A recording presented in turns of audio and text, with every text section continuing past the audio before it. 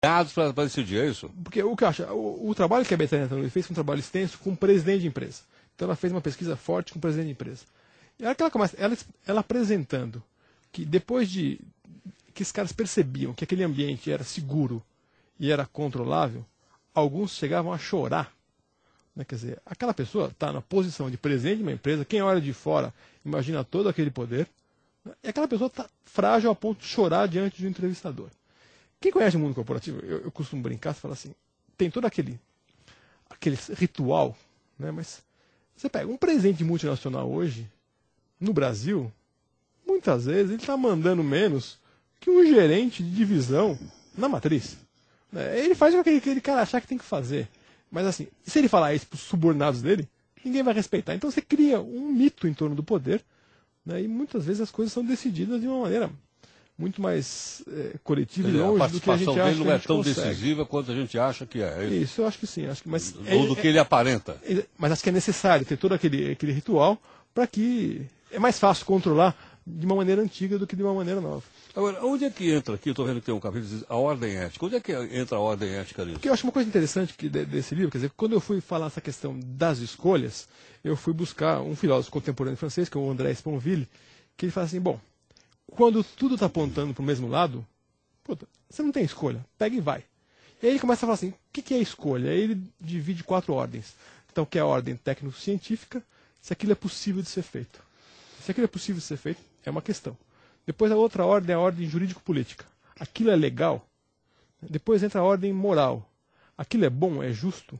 E a última ordem, que ele chama de ordem ética, mas também que ele fala que ele podia chamar de ordem do amor, aquilo é ético. Aquilo te dá prazer, te deixa feliz. Agora, o que eu pergunto pro ouvinte, pro espectador é, quantas decisões na tua vida, essas 4 coisas, estão alinhadas? Geralmente não é assim. Se é assim, não tem escolha. Vai. Pega, mergulha e vai fundo. Agora, a gente se depara no dia a dia com uma série de questões que cada uma delas pode, inclusive, apontar para um lado. Então, uma coisa não é ético, mas é possível, outra coisa não é legal, e aí o ser humano vai ter que ir encontrando maneiras de decidir diante dessas coisas. Né? E aí, sim, ele toma uma decisão hoje, e a maioria das pessoas carrega essa decisão de acordo com a sua história, como marcas no seu corpo. Quer dizer, o meu acidente de moto... Você vai responder por isso. Você vai responder por isso. Para você mesmo. Essa é a minha... Né? Eu vou carregar aqui meus pontos do acidente de moto. Entrou na história da minha vida. Agora, a hora que eu pego e faço alguma coisa que eu não achei ética, eu sei que eu não achei e vou carregar. Por mais que eu chegue e discurse diante de uma plateia e fale uma série de outras coisas. Mas no fundo eu sei. Né? E eu fico vulnerável. Se eu tivesse montado um personagem e tivesse aqui representando ele, eu ia ter que lembrar, mas espera aí, por Heródoto eu sou quem? Então eu acho que esse tipo de coisa... É como você contar uma mentira, né? Você não pode mais voltar atrás. Você tem que ficar refém daquela mentira. Você fica refém. Então, o que eu acho muito importante no trabalho do Sponville é isso. Assim, se está tudo para o mesmo lado, pega e vai. Agora, quanto mais você vive, quanto mais alto você vai crescendo na hierarquia da vida, mais provável é que as ordens estejam cada um apontando para um lado. E você vai ter que criar o seu critério de escolha. Aí você vai ter que estar minimamente em paz com ele. Porque né, as coisas podem acontecer. Porque é comum. Eu lembro uma vez, na minha carreira de editor, a gente publicou um livro que era a aberração da aberração, no sentido de que era uma piada. Esse livro vendeu quase 15 mil exemplares e eu tenho convicção de que não tinham 15 mil pessoas que conseguiam entender aquilo. E que livro é? O livro chamava Socorro, Roubaram o Meu Queijo. Esse livro Socorro, Roubaram o Meu Queijo? É.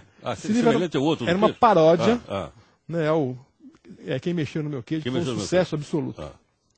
E esse livro era uma brincadeira. Né, assim, então era uma piada, um livro de humor, uma paródia, assim, que 4 pessoas tinham sido presas, que eram presidentes de empresas que tinham feito falcatruas. Enron, WorldCom e tal. E eles estavam na delegacia e falando assim, puxa, que sacanagem, mudaram as regras do jogo bem na nossa vez. Sempre se fez isso e agora a gente foi preso. Daí fala assim, bom, como é que a gente vai fazer? Ah, já sei. Livro de autoajuda é uma besteira que dá dinheiro. Porque advogado é o bicho mais caro do mundo. Então a gente precisa ganhar dinheiro para pagar os advogados para sair daqui. E faz isso, daí faz uma piada. Esse livro no Brasil vendeu 12, 15 mil exemplares. Não tem 12, 15 mil pessoas interessadas. Você vai perguntar para o vendedor da editora, ele não conseguia te explicar isso. Para o comprador da livraria, ele também não conseguia te explicar isso. E, infelizmente, deve ter alguns leitores que compraram esse livro achando que estavam comprando o outro. se leram, não continuidade, entenderam, né? ou não, ou talvez não sei se mudaram, mas sabe? Então assim, esse tipo de coisa acaba acontecendo, mas eu estava falando isso porque essa história de na minha vez mudaram, cuidado, gente, pode acontecer na sua vez mudarem. Né? Eu acho que tem um monte de gente que está fazendo coisas que talvez não respeitassem as regras da sua própria ordem ética. Chega uma hora, alguém muda a regra e aí você é Como esse pego. negócio da Amazônia, a criação de boi na Amazônia. Né? Sim. Todo mundo criava, agora não pode mais Não pode criar. mais. E aí, como é que faz? Né? Como é que você, e aí, Pô, como é que agora você- que eu ia botar meus boi lá, os caras estão dizendo que não pode mais tirar, Né? tirar a floresta? Porque de repente aparece alguém te oferecendo aquela fazenda monstruosa na Amazônia por aquele valor. Então, aí você pode. Você tem que decidir o que você quer, o que você quer fazer, né? Como é que você quer se portar, que tipo de conduta você quer ter. Então, o que eu achei? Eu coloquei essa questão das ordens do Sponville, porque eu acho que é bem emblemático. Né? Puxa, quantas vezes por dia eu consigo estar tudo alinhado? Na hora que está tudo alinhado, não tem nem que pensar, é automático, pega e vai. Se não tá, como é que eu vou criando os meus critérios de tomada de decisão? Eu acho que cada pessoa tem que ter os seus, né? E tá possivelmente em paz. Então, aí é que eu acho que você tem que ir aprendendo a tomar a decisão, e aí eu, pessoalmente, acho que você vai acabar numa decisão. Qualidade de vida ou sucesso. Como é que você vai pesando essas duas equações? Seria ótimo, imagina. Eu também queria ganhar milhões e ficar brincando com os meus filhos em casa, mas ainda não consegui descobrir aonde é que eu consigo esse tipo de coisa. Né? Então, essas decisões da vida, que eu acho que quanto mais você vai ficando maduro, mais você vai vendo que elas têm que ter, que elas vão te acompanhar, que elas vão estar essas perguntas vão sendo feitas para você em várias instâncias da sua vida. Você vai respondendo de acordo com a sua experiência. Tá certo. Posso entender então que isso é um dilema. Eu acho que é um dilema. É um dilema. É ou isso ou aquilo. Ou isso ou aquilo, em alguns momentos sim é possível, mas são momentos raros. Claro. Se você está vivendo um desse, aproveite, porque eu acho, né, que não vai São efêmero. durar bastante. Né, algumas pessoas falam que eu sou um pessimista, eu falo assim, não, eu tenho um discurso pessimista, me alinho com alguns pensadores pessimistas, mas os 2 filhos no mundo, estou tentando mudar uma série de coisas. Então, tem uma prática otimista. Claro, sem dúvida. Né? Então, acho que essa balança aí, você vai estar toda uma hora tendo que olhar para ela. Não dá para tomar uma decisão e esquecer. Tá certo. Marcelo, muito obrigado então Obrigado pela a sua vocês gentileza. pela Eu queria oportunidade. até aproveitar a oportunidade, como nós temos lá no blog um item lá sobre perguntas do mundo corporativo, quando a gente apresentar, a gente vai obviamente te avisar que você pudesse postar uma resposta se porventura alguém fizer alguma pergunta Não, para com você. certeza, é um prazer. Acho que faz parte. Um cara, consultor, editor de livros, que está lidando com isso, tem o maior prazer em estar tentando esclarecer as coisas, em passar minha experiência, o que eu já pesquisei por aí e trabalhei.